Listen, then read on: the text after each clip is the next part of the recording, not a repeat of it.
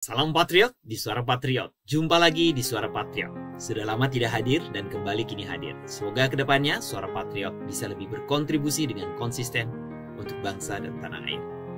Video yang sekarang ditampilkan ini lebih kepada podcast. Dan podcast pertama ini adalah video yang penting bagi para sahabat Suara Patriot untuk disimak. Mengapa? Hal ini untuk memahami konten-konten selanjutnya agar lebih mudah untuk memahaminya. Mengapa namanya Suara Patriot? Pertama dari kata suara. Suara ini bisa lisan dan tulisan, dan suara ini adalah hak asasi setiap orang untuk berbicara. Khususnya di negara demokrasi seperti Indonesia, hak dan kebebasan bersuara dan berpendapat ini dilindungi oleh undang-undang. Sedangkan kata patriot yang artinya jiwa kepahlawanan, dan dalam konteks ini adalah cinta tanah air, membela tanah air. Jadi suara patriot adalah suara yang cinta tanah air dan membela tanah air. Mengapa channel Suara Patriot ini muncul?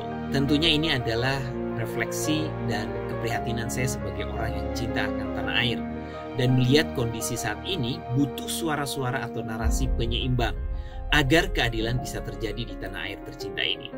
Ada pengalaman khusus yang melatar belakangi channel ini muncul adalah kisah pribadi saya ketika masih 4 SD. Saat itu ada seorang teman baru beretnis Tionghoa namanya Li Chenfong. Hampir setiap hari dia mendapat perlakuan yang tidak baik dari saya dan teman-teman. Dia dibully, bahkan sering mendapat pukulan dan tendangan dari kami.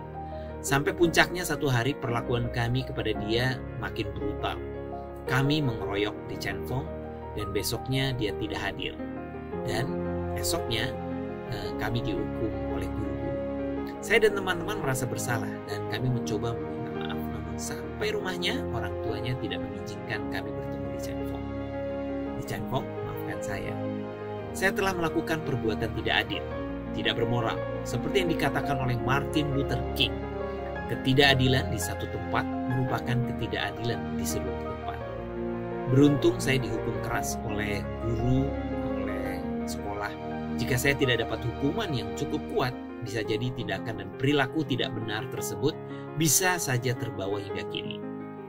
Nah, harapan besarnya channel Suara Patriot ini menjadi salah satu suara yang bisa berkontribusi agar terciptanya keadilan di Indonesia yang semakin baik. Tujuan dari channel ini apa? Ada 4 tujuan utama dari channel ini. Yang pertama, memberitahu bahwa komunisme belum mati. Saat ini banyak narasi-narasi yang berkembang bahwa komunisme sudah tidak laku, bangkrut, bahkan sudah ditinggalkan. Tapi sebetulnya pada kenyataannya paham komunisme saat ini justru tengah menguasai dunia. Mengapa? Karena cara pandang selama ini hanya memandang komunisme hanya sebuah paham atau sebuah ideologi gagal saja, tapi bukan sebagai roh jahat. Jika berhasil memandang komunisme sebagai roh jahat, maka cara pandang dan sikap kita pasti berbeda. Menghadapi roh jahat bukan dengan logika sederhana, tapi justru dengan iman dan hati nurani serta belas kasih. Maka wajah sesungguhnya komunisme bisa jelas terlihat. Kedua, memberi info dan narasi-narasi pembanding dari narasi mainstream agar cara pandang lebih terbuka dan rasional. Saat ini sadar atau tidak, banyak orang tiba-tiba menjadi antipati dengan orang yang memiliki pandangan berbeda. Bahkan ada orang yang spontan marah, benci, dan lakukan hal yang tidak rasional jika berbeda. Jika ini sampai terjadi, dikhawatirkan bahwa ini adalah tanda kita sudah tercuci otaknya, termakan propaganda.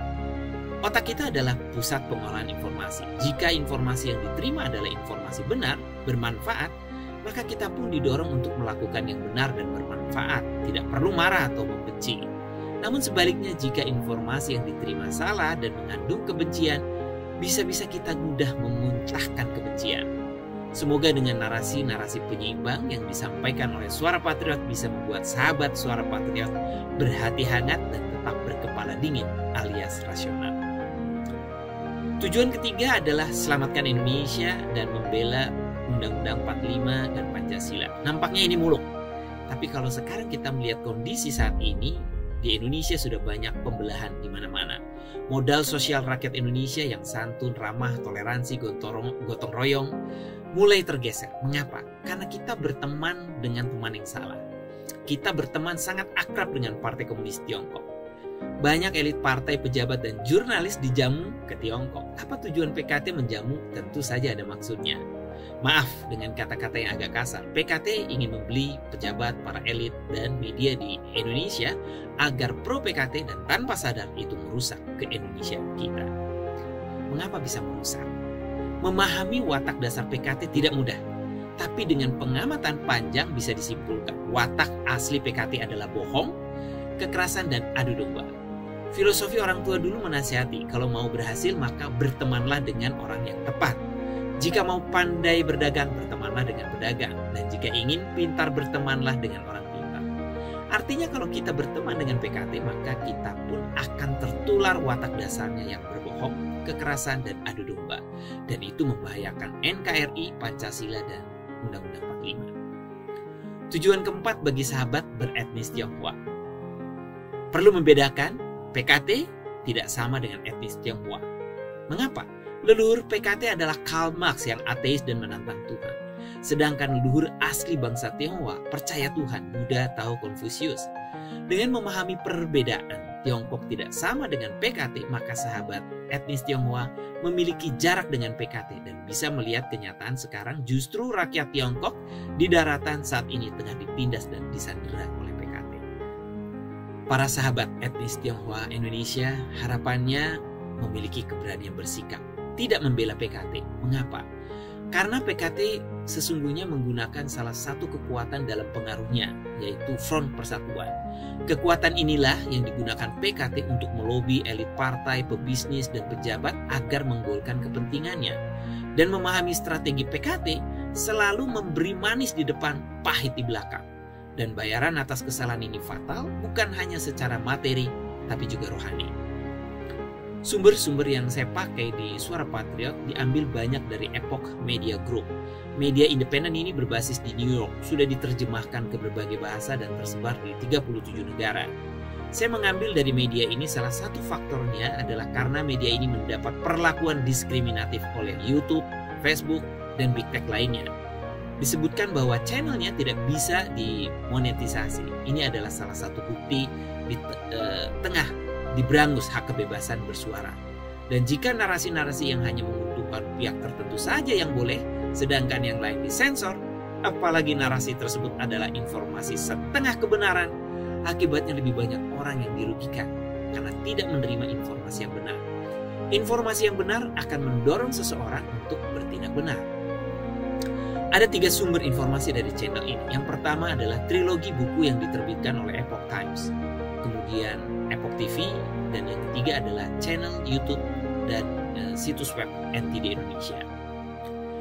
Dari trilogi buku, yang pertama 9 komentar mengenai Partai Komunis. Di sini mengulas apa itu komunis, watak dasar komunis, sejarah Partai Komunis, khususnya lahirnya Partai Komunis Tiongkok, dan kekejaman komunis serta komunisme adalah agama sesat. Sedangkan buku Tujuan Terakhir Paham Komunis banyak mengulas tentang kebudayaan Tiongkok yang percaya akan Tuhan, Buddha, Tao, dan Konfusius. Peradaban adiluhung bersejarah 5.000 tahun ini kemudian dihancurkan oleh PKT.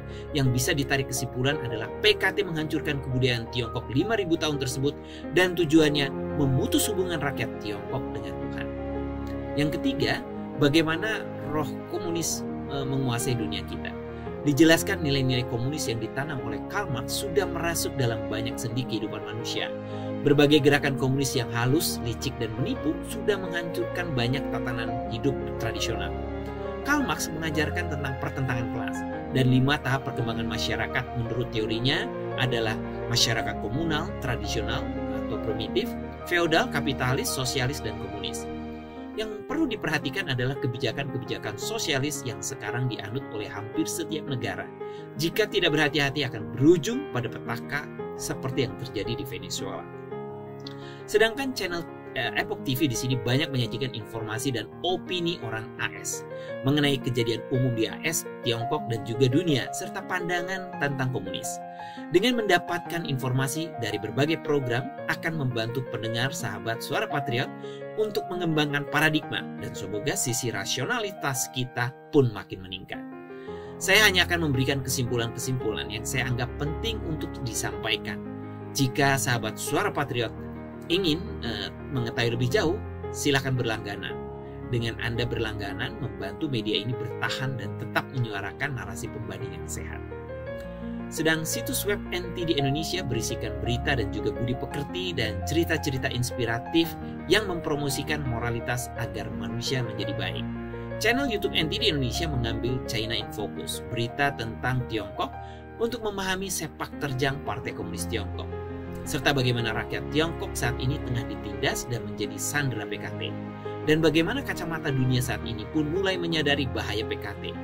Keunggulan program China in Focus karena berita tangan pertama dari warga Tiongkok di daratan langsung. Di kesempatan ini saya ingin sampaikan pemahaman penting apa itu komunisme yang saya ambil dari buku 9 komentar. Komunisme bukanlah sebuah ideologi, doktrin, ataupun upaya gagal dari sebuah cara baru untuk mengatur kehidupan manusia. Sebaliknya dia haruslah dipahami sebagai iblis, sebuah roh jahat yang ditempa oleh kebencian, kemerosotan, dan kekuatan-kekuatan lainnya di alam semesta. Jika kita berhasil melihat komunisme sebagai roh jahat, hal itu akan mengubah cara pandang kita. Kita tidak bisa menghadapi komunisme dengan logika atau pemahaman permukaan, tapi bisa dihadapi hanya dengan iman, nurani, dan kepercayaan teguh kepada yang kita percaya. Barulah dengan hal tersebut bisa menguak sejatinya komunis. Menghadapi komunis bukan dengan kekerasan, tapi dengan kejujuran, keterbukaan, kesabaran, dan damai. Karena roh jahat takut dengan roh kebaikan, dan kegelapan takut akan terang. Untuk lebih meyakinkan apakah komunisme ini memang jahat, bisa dilihat dari tulisan awal manifesto komunis. Dalam piagam pertama manifesto komunis, Marx mengatakan, pada 1848 ada hantu berkeliaran di Eropa, hantu komunisme. Menulis kata hantu, Karl Marx tentu bukan sekedar menulis, tapi dengan kesadarannya sebagai utusan kegelapan di dunia. Hal ini bisa dibuktikan dalam karya-karya Karl Marx. Satu contoh dalam puisi Arogansi Manusia, Human Pride. Karl Marx bertujuan memusnahkan dunia, bahkan menganggapnya sebagai kesenangan. Dengan penuh penghinaan, aku melepaskan tantangan ke wajah dunia yang setiap sudutnya berada di jepitan ketiakku. Tumbang raksasa kerdil ini merintih terbaring di sana, tetapi robohnya ia masih belum bisa memadamkan api kebahagiaanku. Saat itu aku berani menantang Tuhan, ketika melalui kerajaan yang sudah runtuh itu berjalan seperti kembali dari kemenangan perang. Setiap kata yang aku ucapkan adalah dosa dan api, dan aku merasa seperti setara dengan Sang Pencipta. Komunisme belum mati, justru saat ini tengah menguasai dunia. Mari bangkit bersama, selamatkan Indonesia dari bahaya komunisme. Saya Chandra Tua,